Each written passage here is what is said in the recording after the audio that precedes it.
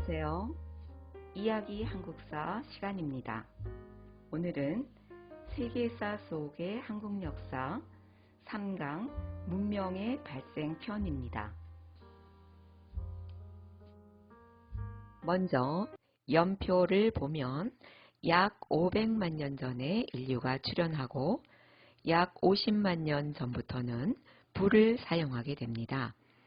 원시 인류는 불과 언어를 사용하면서 몇 차례의 빙하기와 간빙기를 넘기게 되지요. 빙하기 때는 대륙과 대륙이 연결되어 있어서 다른 대륙으로 이동이 가능했고, 간빙기 때는 높은 산맥을 이용해서 이동이 가능했습니다. 이렇게 원시 인류는 전 세계로 삶의 터전을 가꾸어 갔죠. 약 4, 5만 년 전 현생 인류가 출현했고, 10,000년 전부터는 신석기 시대가 시작됩니다. 인류는 신석기 시대부터 농경과 목축을 시작하면서 정착 생활을 하게 되지요. 기원전 3000년경이 되면, 그러니까 지금으로부터 5000년 전이죠. 이 시기부터 청동기 시대가 시작됩니다.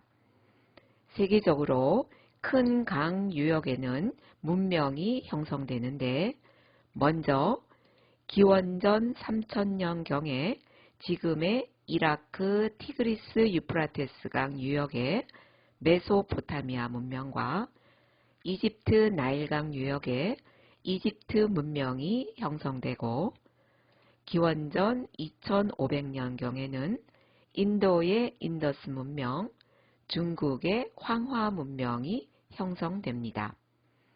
그 즈음에 고조선, 우리나라의 최초의 국가이죠.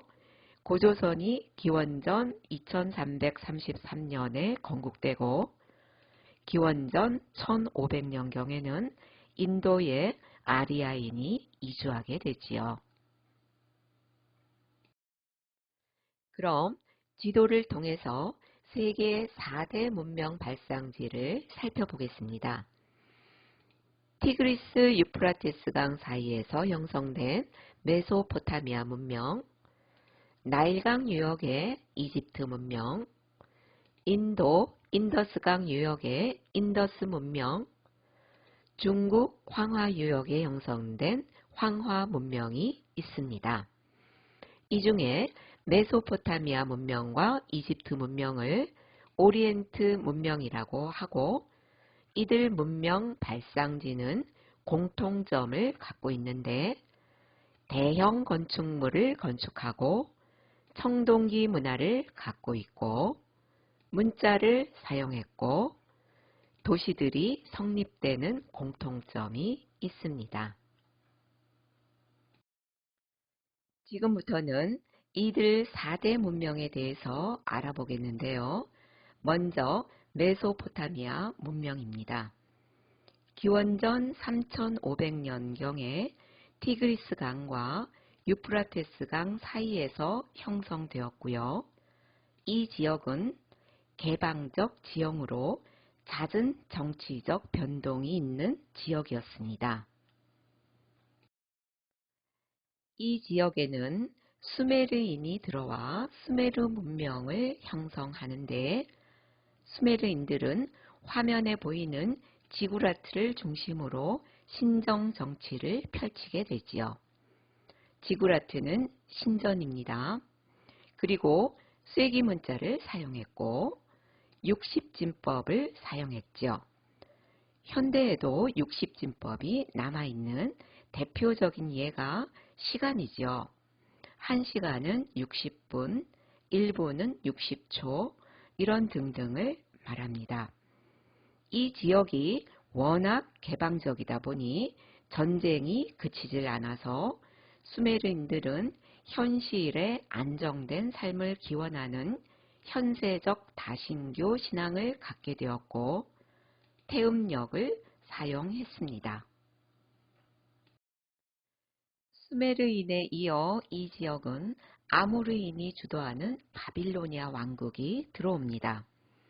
바빌로니아 왕국의 전성기는 함무라비 왕이었는데 그는 함무라비 법전을 만들지요.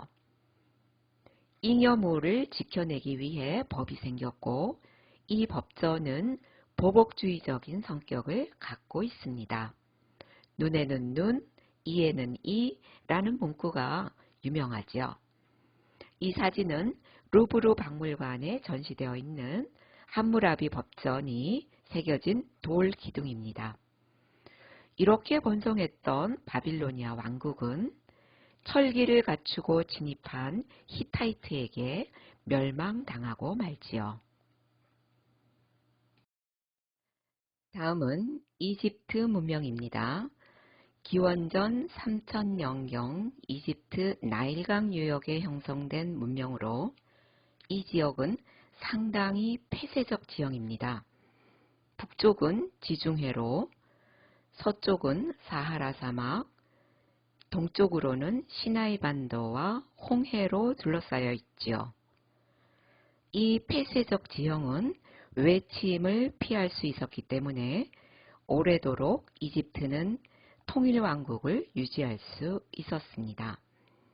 이집트 문명은 나일강의 정기적 범람으로 농업이 발달하였고 나일강을 따라 도시국가들이 형성되었지요.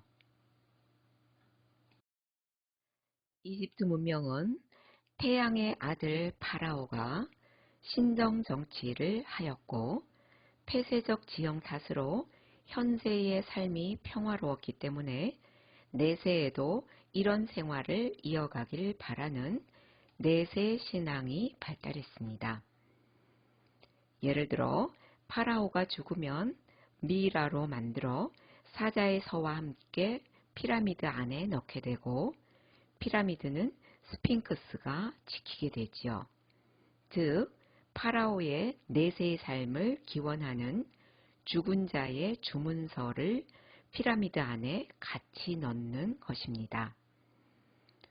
이집트인들은 다신교를 믿었는데 많은 신 중에 태양신 라를 주신으로 믿었습니다. 이집트 문명은 상형 문자를 사용했는데 파피루스에 기록을 했고 십진법과 태양력을 사용했지요.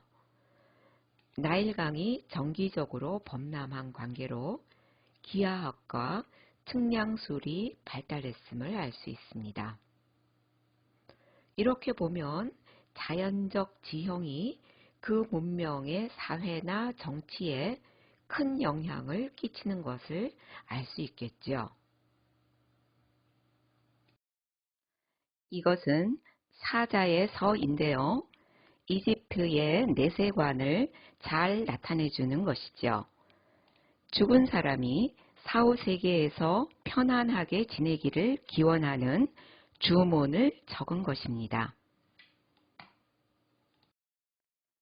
이것은 이집트 상형 문자가 적혀 있는 로제타석인데요. 이집트를 원정 중이던 나폴레옹의 프랑스군에 의해서 나일강 서쪽 로제타라는 마을에서 발견되었습니다. 기원전 196년에 제작되었고요. 12살 난 파라오 프톨레마이오스 5세의 즉위를 축하하기 위해서 만든 것이지요. 당시 프톨레마이오스 왕조는 그리스계였기 때문에 로제타석에는 그리스 문자가 기록되어 있었습니다. 프랑스인 샹폴리옹에 의해서 해독되었고 지금은 대형 박물관에 소장되어 있지요. 이렇게 해서 오늘은 인류가 출현해서 큰 강 유역의 삶의 터전을 마련하고 형성한 문명 중에서 메소포타미아 문명과 이집트 문명에 대해서 알아보았습니다.